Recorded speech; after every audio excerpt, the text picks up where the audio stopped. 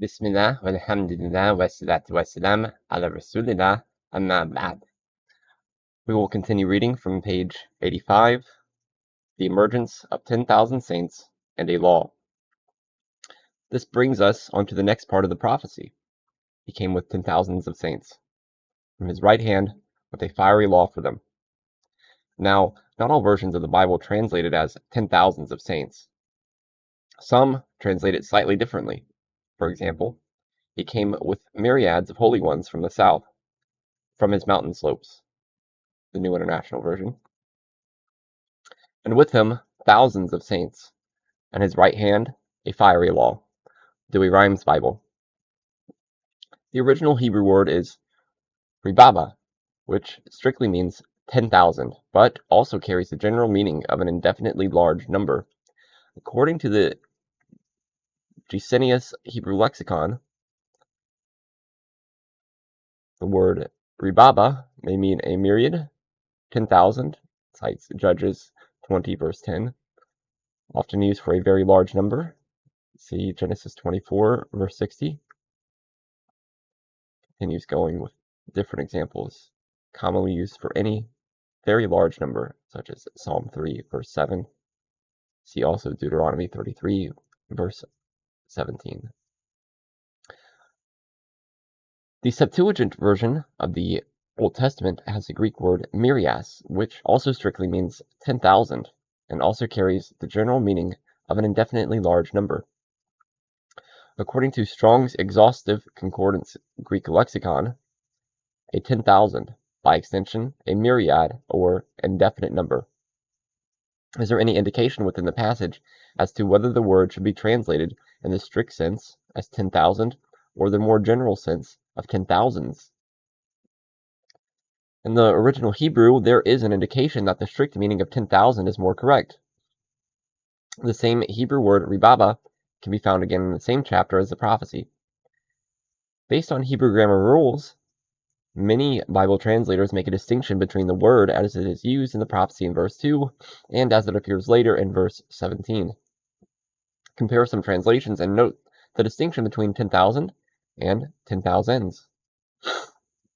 We see here in the Holman Christian Standard Bible, verse 2, he shone on them from Mount Paran and came with 10,000 holy ones. And then verse 17, such are the 10,000s of Ephraim. And then the Good News translation, verse 2, 10,000 angels were with him. And then verse 17, his horns are Manasseh's thousands, and Ephraim's 10,000s. We also see in the Bishop's Bible, and he came with 10,000 of saints. But for verse 17 in the Bishop's Bible, there are also 10,000s of Ephraim. Then verse 2 in Smith's literal, he came from 10,000 of Kadesh. And then finally verse 17 of Smith's literal, there are these, the 10,000s of Ephraim. Now whether one interprets the text to mean exactly 10,000, or whether one interprets it to mean an indefinitely large number, both of these understandings apply to Muhammad. As seen, the third location mentioned in this prophecy, Paran, is a direct reference to the western Saudi Arabia. It just so happens that this is exactly where the Prophet Muhammad was born, in the city of Mecca, which is located in western Saudi Arabia. At the time in the 7th century, the vast majority of Meccans were polytheistic in religion. Then in 610 CE, God appointed Muhammad as his prophet. He began to call his people to monotheism. Initially, Muhammad preached in private, and his early followers congregated in secret. When Muhammad eventually declared his message publicly, he and his early followers were met with increasing hostility. His mission to reform society, which included the call for his people to renounce idolatry and advocating for the rights of the poor and weak, inevitably put him on a collision course with the rich and powerful tribes of Mecca. The leaders of Mecca instigated a sustained campaign of violence against what they saw as a rival faith and a threat to their power structure. For over a decade, Muslims would go on to suffer severe persecution. They endured beatings, torture, imprisonment, and some were even killed. The leaders of Mecca even signed a pact resulting in the complete social and economic boycott of Muslims, along with the tribes associated with them. Muhammad and his followers were forced by these circumstances to leave their homes and wander in the outskirts of Mecca. Confined to the harsh and barren desert valley, they struggled to survive for 3 years, with even food and medicine being barred from them. During what is known as a year of grief, Muhammad's uncle Abu Talib passed away. Abu Lahab, early Islam's arch-enemy and Muhammad's bitterest foe, replaced Abu Talib as the chief of the tribe. The persecution of the early Muslim community in Mecca intensified, and in 622 CE, after suffering for nearly a decade and a half, Prophet Muhammad and his followers fled their home city of Mecca in order to escape persecution. They had to leave behind their possessions and properties, which were confiscated by their enemies. They arrived safely in the city of Medina. There, the early Muslim community regrouped and flourished. The persecution by their enemies had by no means come to an end, as over the next 10 years, the tribes of Mecca fought numerous wars against the Muslims. In 629 CE, the Meccans broke a mutual peace treaty with the Muslims. Prophet Muhammad then led a Muslim army of 10,000 in triumphant return to their home city of Mecca, nearly a decade after they had been forced to flee it. This historic event is known as the Conquest of Mecca. Narrated in Abbas, the Prophet left Medina for Mecca in the company of 10,000 Muslim warriors in the month of Ramadan, and that was 8.5 years after his migration to Medina. He and the Muslims who were with him proceeded on their way to Mecca. This is an exact fulfillment of the prophecy foretelling the coming of 10,000 saints to Mecca, if the mention of 10,000s of saints is interpreted to mean a literal figure of exactly 10,000. These saints are the 10,000 Muslims who accompanied Muhammad in the conquest and obeyed God and his messenger in all matters. Prophet Muhammad was given the Quran, a law that was divinely revealed to him from God through the angel Gabriel. The Quran was the book by which Prophet Muhammad judged all matters, and the fate of the Meccans was no exception. Before ordering the troops to enter Mecca, the Prophet instructed his men to lift their hands only against those who drew swords against them. He also directed them neither to lay their hands on any movable or immovable property of the Meccans, nor to destroy anything. The Muslim army entered the city peacefully. No house was robbed, no man or woman was harmed or even insulted. The Prophet Muhammad's first act was to go to the Kaaba, which Muslims believe was originally built by Abraham and Ishmael as a place of worship dedicated to the one God, but subsequently turned into a house of idolatry by the pagan Meccans. There, he proceeded to destroy the idols and false gods within, whilst reciting the following verse of the Quran. Say the truth has come, and falsehood gone. Verily, falsehood is bound to perish. Chapter 17, verse 81. Then the Prophet went before the defeated people whose hearts were trembling, waiting to see what the victorious conqueror would do with them. The Meccans were afraid, because the Arabs had lived by the law of retaliation. Their own practice was that of revenge and murder. Many of them were expecting some sort of punishment in accordance with the tradition of the Arabs, and Muhammad had the power to exact that punishment. But, instead, the Prophet granted a general amnesty to the entire population of Mecca, saying to them, "There is no censure on you this day. May God forgive you, for He is the most merciful of the merciful." Muhammad could have taken vengeance against all those who had persecuted him and his people for so many years, but instead, he forgave them. His merciful conduct was in accordance with the Quran's laws of justice. You, who believe, uphold justice and bear witness to God, even if it is against yourselves, your parents, or your close relatives. Chapter 4, verse 135.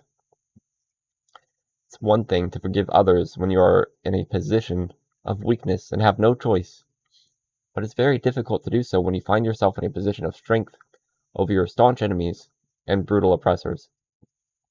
This is one of the many beautiful qualities of Prophet Muhammad that changed the hearts of his enemies and the hatred that they had for him into love for him. As the Quran itself testifies, we have not sent you, O Muhammad, except as a mercy to the worlds. Chapter 21, verse 107. But what if one takes the prophecy statement 10,000s of saints to mean an indefinitely large number, a figure much bigger than 10,000? How does this apply to Muhammad? Just before his death, Muhammad made a final pilgrimage to Mecca in what is known as a farewell pilgrimage. During the pilgrimage, he delivered a sermon in front of the entire Muslim community of 100,000 believers. He called upon the believers to uphold the rights of others and to treat all human beings, whether Arab or non-Arab, black or white, as equals. Another point about Deuteronomy 33, verse 2, that is worth highlighting is a chronology of events which mirror the order of the revelation of the Torah, followed by the Gospel, and finally, the Quran. And this is the blessing wherewith Moses, the man of God, blessed the children of Israel before his death. The Lord came from Sinai and rose up from Seir unto them. He shone forth from Mount Paran, and he came with 10,000 of saints. From his right hand went a fiery law for them.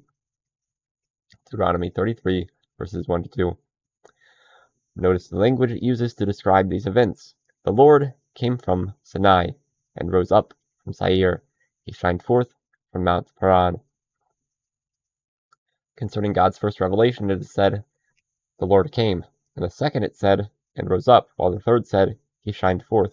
It seems the revelation of the Torah resembled the break of dawn, while the revelation of the gospel was like the rising of the sun. Light and guidance increased with it. As for the Quran, it is just like the appearance of the sun in the sky, with God's light and guidance spreading quicker and further east and west than with the two earlier divine revelations. In summary, we can see that the biblical prophecy was fulfilled to the letter in the advent of the Prophet of Islam. There was no other person in the entire history of mankind who emerged from Arabia in such circumstances, with the multitudes of saints and a law, except the Prophet Muhammad. Here's a short table summarizing the main points that we have discussed in this prophecy. Deuteronomy 33, shining forth from Mount Paran, correlates to Mecca, the birthplace of Muhammad. Deuteronomy 33, accompanied with 10,000 of saints, correlates to reference to the conquest of Mecca and the farewell pilgrimage, both historic events in the life of Muhammad. Deuteronomy 33, bringing a fiery law, correlates to the revelation of the Quran. Revisiting the prophet like Moses. In light of recent findings, it is fitting to briefly revisit a prophecy that was discussed back in chapter 2. Recall the prophet like Moses foretold in Deuteronomy 18:18. I will raise up for them a prophet like you from among their brothers, and I will put my words in his mouth, and he shall speak to them all that I command him. Deuteronomy 18:18. After analyzing this prophecy in depth, the following important points were established about the identity of the prophet like Moses.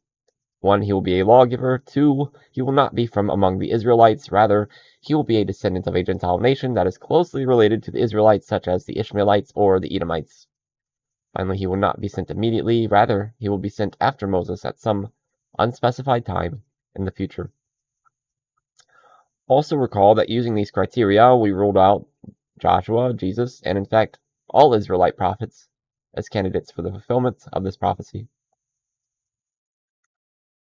The prophet like Moses is in fact Muhammad, who is the only person in history who satisfies all the criteria. As foretold in Deuteronomy 33, the prophet Muhammad came with 10,000 saints and brought a fiery law, so he satisfies the criterion of being a lawgiver. He is a descendant of Ishmael, thus satisfying the criterion of being among the brethren of the Israelites. He also satisfies the criterion of being sent in the future, as he was born nearly 2,000 years after Moses. The similarities between Muhammad and Moses even extend beyond these criteria. For example, they both took part in an exodus as they had to flee their places of birth to escape oppression. They both were appointed as the first prophets to their respective people, and they were both statesmen. In fact, historians who have studied the lives of Muhammad and Moses have remarked upon the startling similarities between them. Rabbi Moshe Greenberg wrote, "No single figure in later Israel plays the many roles ascribed to Moses, the best analog to Moses in the history of religions, Muhammad, exhibits the very same multiplicity of roles: oracle, political military leader, cult founder, and lawgiver. End quote.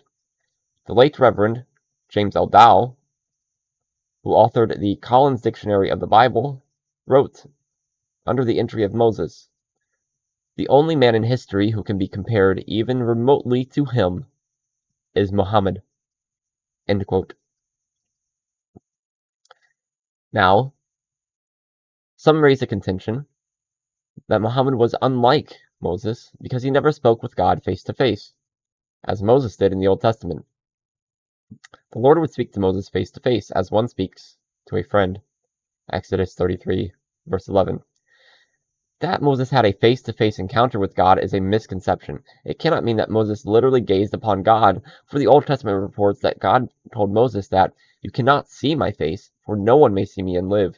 Exodus 33, verse 20. This is the same chapter that both of these are in, 33, verse 11 and 33, verse 20. What then does Exodus 33:11 mean by saying Moses and God spoke face to face as one speaks to a friend? It is simply saying that God and Moses had a close relationship. They were not literally face to face, as that would contradict Exodus 33, verse 20, which states that such an encounter is impossible for a human being to survive.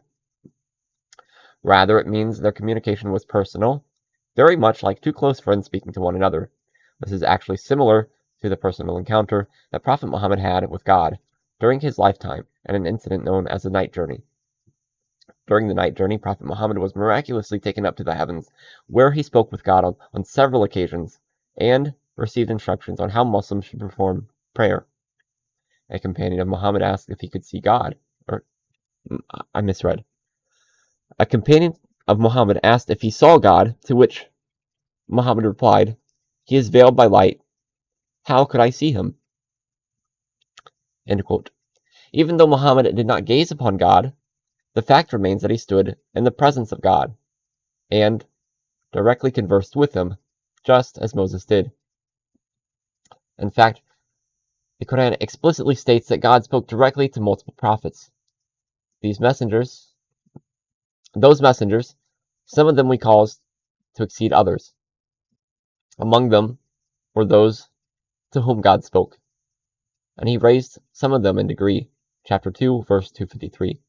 Finally, it's worth highlighting the fact that Deuteronomy 18:18 states that God will place his words in the mouth of the Moses-like prophet, implying that the revelation will be delivered to the coming prophet without the need for any direct encounters with God. The Midrash Sifrei Devarim states the following in its commentary on the prophecy: "And I shall place my words in his mouth. I shall do this, but I shall not speak to him face to face, and I shall place my words in his mouth." From now on, realize that the Holy Spirit has been placed in the mouth of the prophets. End quote. Now, critics may downplay Muhammad's encounter with God by saying that the night journey was just a one-off incident, and most of his revelation was received via the intermediary of the angel Gabriel, whereas Moses was in constant communication with God and received all of his revelation directly. In response, firstly, rabbis acknowledge that Moses never went up to heaven to speak to God. "And I am come down." Scripture says this because the heavens are more glorious than the earth. God's glory fills everything. It is only because the decrees come down from heaven that Scripture employs the term, "and I am come down." Furthermore, the angel was a higher form, and Moses was not able to go up to heaven. Hence, Scripture reads, "And I am come down to save my people." End quote. So, thinking in terms of quality rather than quantity, it could be argued that Muhammad's single direct encounter with God, which took place in heaven, is far superior to all of Moses' communications, which were restricted to our world. Secondly, it is not the case that all of Moses' revelations were directly from God, as the Old Testament confirms that, like Muhammad, some of his communications were via angels. There, the angel of the Lord appeared to him in flames of fire from within a bush. Moses saw that though the bush was on fire, it did not burn up. Moses thought, I will go over and see this strange sight, why the bush does not burn up. When the Lord saw that he had gone over to look, God called to him from within the bush, Moses, Moses. And Moses said, Here I am. The Lord said, I have indeed seen the misery of my people in Egypt. I have heard them crying out because of their slave drivers, and I am concerned about their suffering. So I have come down to rescue them from the hand of the Egyptians, and bring them out of that land into a good and spacious land, a land flowing with milk and honey. Exodus 3, verses 2 to 8. Jewish commentaries understand the mention of the Lord with whom Moses conversed to be a reference to an angel who is acting on behalf of God. Rabbi Shmuel Ben wrote, the angel, who is called God, seeing he is carrying out God's assignment.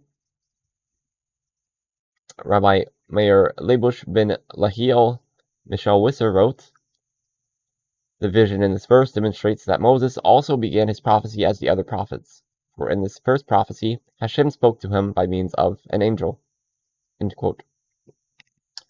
The Jewish encyclopedic compilation of commentaries, Atzar Midrashim, even goes so far as to state that Moses forgot the Torah and the angels had to remind him of it. And he, the Holy One, blessed be he, taught him, Moses, the whole Torah in 40 days. And when he, Moses, came to descend from the firmament and saw the awesomeness of the angels and the legions of awesome angels, immediately a shuddering took hold of him, and he forgot it, the Torah, all at one moment. Immediately the Holy One, blessed be he, called to Yefifia, minister of Torah, who gave over to him, Moses, the Torah, fully prepared and preserved. And all the ministering and angels became Moses' admirer, and each one of them gave him something of healing and hidden meanings of names that comes out of each and every section of Torah Parsha and all their uses. End quote. The Babylonian Talmud informs us that Moses received guidance from the angel of death. Immediately, each and every one of the angels became an admirer of Moses and passed something on to him, and even the angel of death gave him something, as Moses told Aaron how to stop the plague, as it is stated, and he placed the incense, and he atoned for the people. Number 17, verse 12. And the verse says, and he stood between the dead and the living, and the plague was stopped. Number 17, verse 13. If it were not that the angel of death told him this remedy, would he have known it? End quote. Moses receiving revelation via angels is also confirmed from the Christian perspective in the following New Testament passages. He was in the assembly in the wilderness with the angel who spoke to him on Mount Sinai and with our ancestors, and he received living words to pass on to us. Acts 7, verse 38. We must pay careful attention, therefore, to what we have spoken, to what we have heard, so that we do not drift away. For since the message spoken through angels was binding, and every violation and disobedience received its just punishment. Hebrews 2, verse 2. We can see from these Jewish and Christian sources that Moses did not exclusively communicate in a direct fashion with God when it came to revelation. Angels were sometimes involved as a go-between for Moses and God, just like Muhammad. Another contention raised is that the miracles of Muhammad were different than those of Moses, which makes Muhammad unlike Moses, and therefore he cannot be the prophet like Moses. Critics may cite the following verse of the Quran as evidence. But when the truth came to them from us, they said, why was he not given like that which was given to Moses? 28, verse 48. Muhammad doesn't need to have performed identical miracles to that of Moses because a foretold prophet like Moses is not meant to be a carbon copy or exact clone of Moses. The nature of their miracles differed because both were given miracles by God that were suited to their own personal circumstances. The very fact that they were both miracle workers makes them alike. For any Christians who insist on standing by this contention, it should be noted that it's a self-refuting argument, as Jesus also fails by the same standard.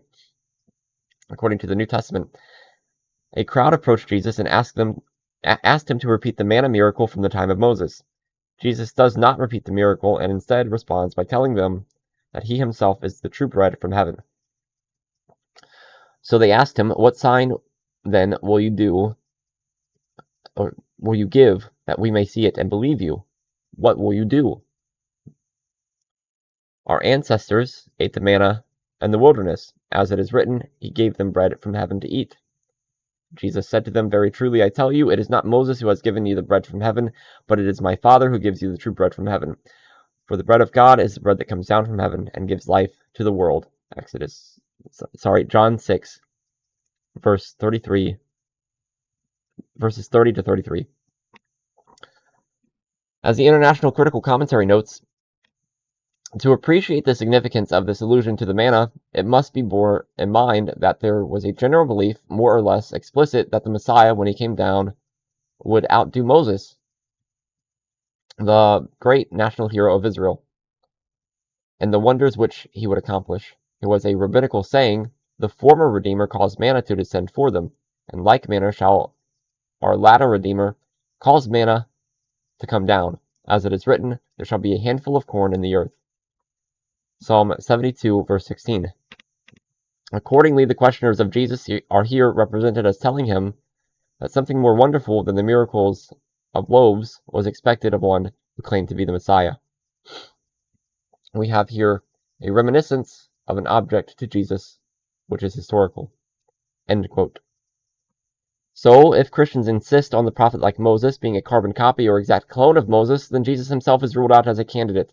Clearly, this is not the intention behind the prophecy in Deuteronomy 18, and if one takes the time to study and compare the lives of Muhammad and Moses, then one will see that no other two prophets are more alike.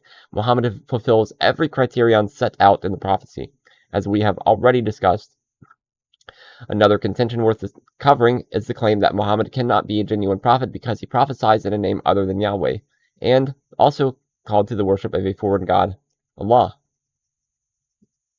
This claim, usually brought up by Christian apologists and missionaries, is raised in relation to the following section of the prophecy in Deuteronomy 18. I myself will call to account anyone who does not listen to my words that the prophet speaks in my name. But a prophet who presumes to speak in my name anything I have not commanded, or a prophet who speaks in the name of other gods, is to be put to death. Deuteronomy 18, verses 19 to 20. This contention is very weak for a number of reasons. Muhammad did indeed call upon God by the name Allah, which is derived from the contraction of the Arabic words al and ilah, which simply means the God. The Arabic word Allah is related to the words al and ilah, which are Hebrew and Aramaic words used for God throughout the Bible. The Old Testament informs us that the patriarchs Abraham, Isaac, and Jacob all called upon God by the name El. I appeared to Abraham, to Isaac, and to Jacob as God Almighty, El. But by my name, the Lord Yahweh, I did not make myself fully known to them. Exodus 6, verse 3. We can see that the likes of Abraham, Isaac, and Jacob use names other than Yahweh. Does this mean, then, that they too are false prophets? With regards to Jesus, throughout the New Testament, he never once calls God by the name Yahweh. So, if one is going to be consistent, then, by the same standard, Jesus should be rejected as well. Now, let's turn our attention to the name Yahweh. Scholars point out that it contains a compound of Hebrew words Yah, meaning O, and Hu, or Hua, meaning he. Another recent etymology is that of Sigmund Mowinckel and James Montgomery. This suggests that Yahu, an abbreviated form of Yahweh, current in personal names, is a compound formation of Yah and Hua, or Ohi. The name Yahweh has been found to be unique to Israel and has not been verified as the name of any deity outside of Israel. Hua just so happens to be one of the names among those considered to be the greatest names of God, according to some Muslim scholars. The Muslim scholar Al-Hafiz ibn Hajar gathered a list of 14 such candidates, among which is Hua. Some Muslim scholars, such as Al-Razi, considered Hua to be the greatest divine name, greater than even than Allah.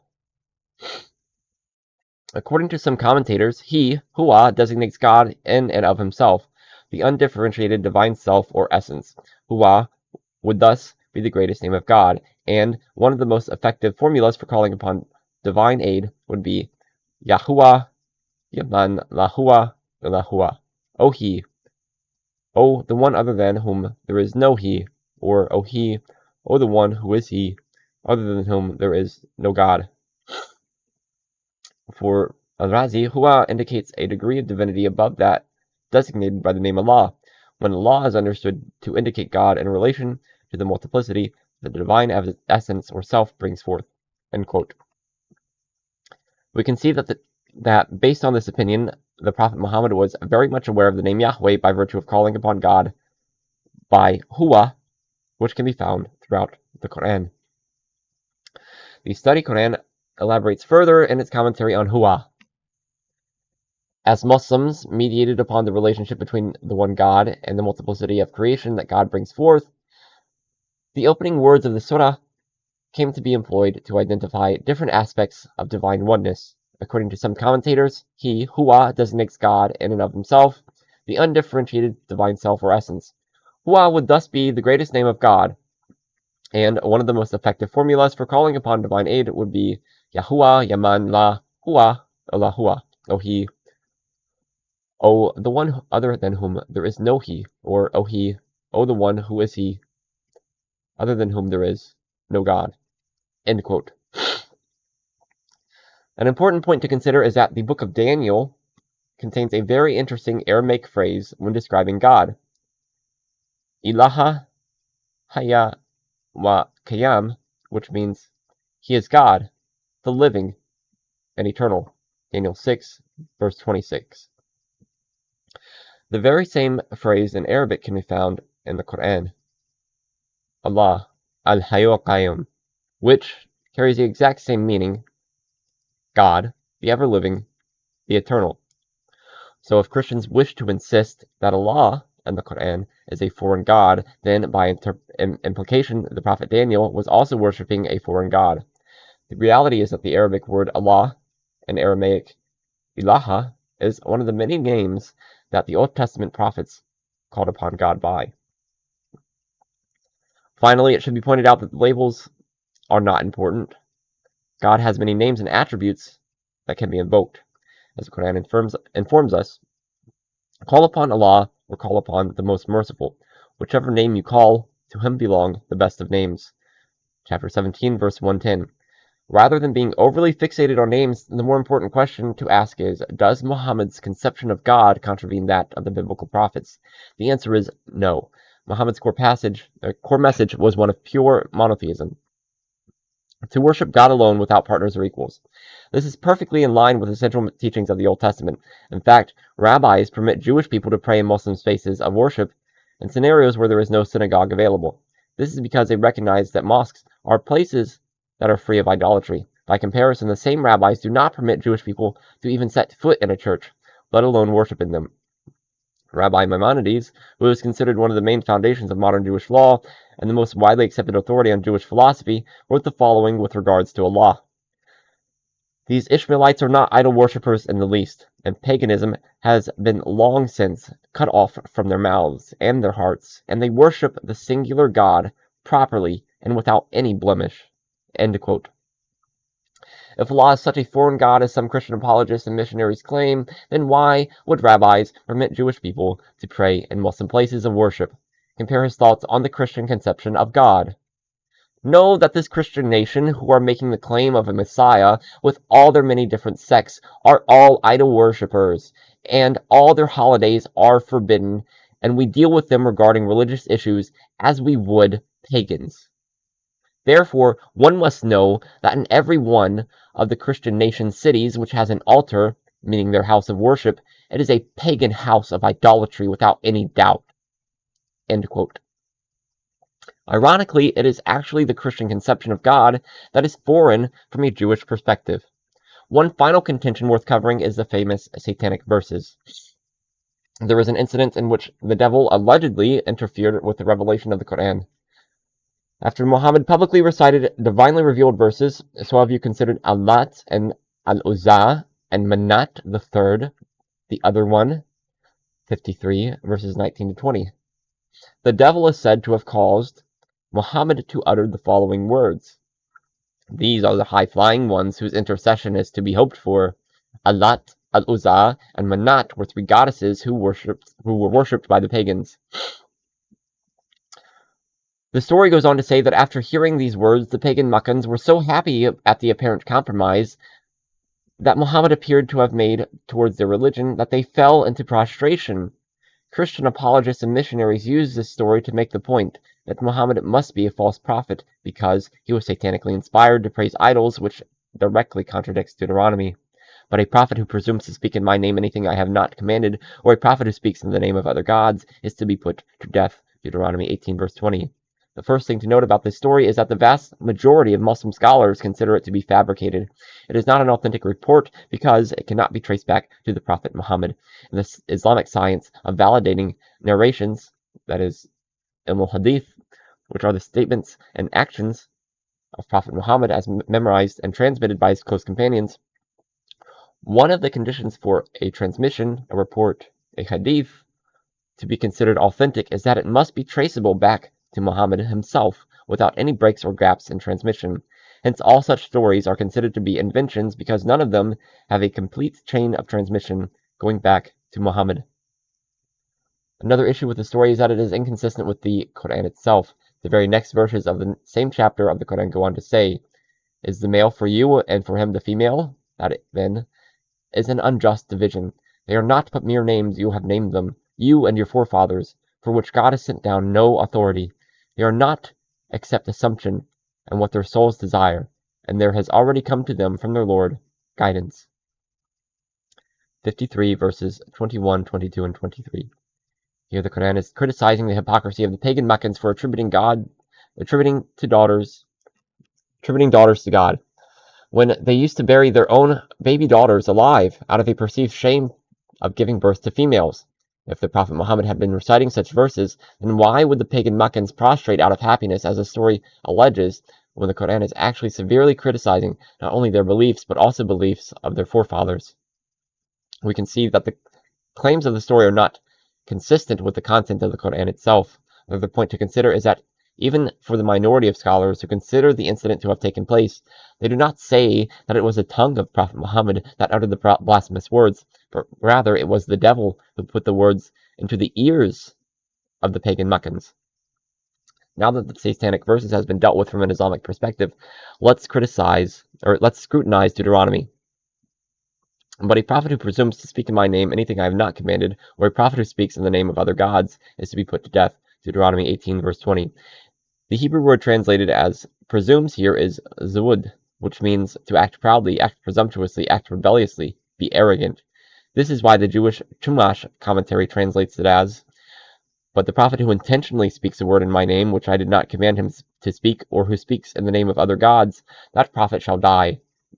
This is clearly warning against someone who knowingly and willfully calls to the worship of other gods. The Jewish commentary, or Hakayim, on Deuteronomy also understood this passage in a similar manner. A spirit would emanate from God, deliberately deceiving the prophets. At such a time, the prophets who would speak an untruth would not be culpable, as they acted under divine compulsion.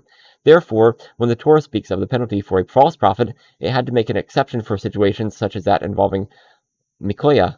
In order to make this point even clearer, the Torah added the word, I can't read that.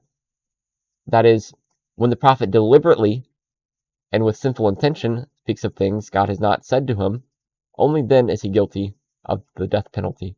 End quote. Now, even if we assume, for the sake of the argument, that this satanic verses incident is true, and even if we take the worst case interpretation that it was Muhammad's own tongue that uttered the blasphemous words by praising idols, the narrative itself makes it clear that he was tricked by the devil. This narrative also mentions that Muhammad was grieving because of this mistake, and that God immediately sent the angel Gabriel in order to correct the mistake and comfort him. So, the incident in no way makes Muhammad fall foul of Deuteronomy, which speaks of an arrogant individual who intentionally and willfully engages in idolatry. Now let's apply this same standard to Israelite prophets. The Old Testament informs us with regards to Solomon. As Solomon grew old, his wives turned his heart after other gods, and his heart was not fully devoted to the Lord his God, as the heart of David his father had been. He followed Ashtoreth, the goddess of the Sidonians, and Molech, the detestable god of the Ammonites.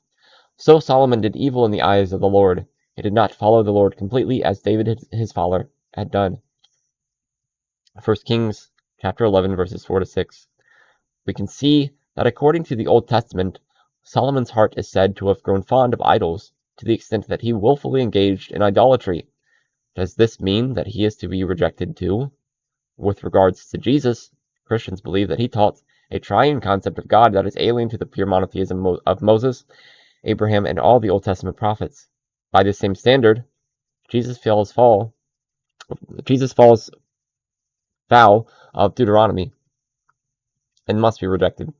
A fair and consistent standard must be applied throughout. It's time now for Maghrib, so I've got to end stream and go pray. Assalamu alaikum. Thank you for joining.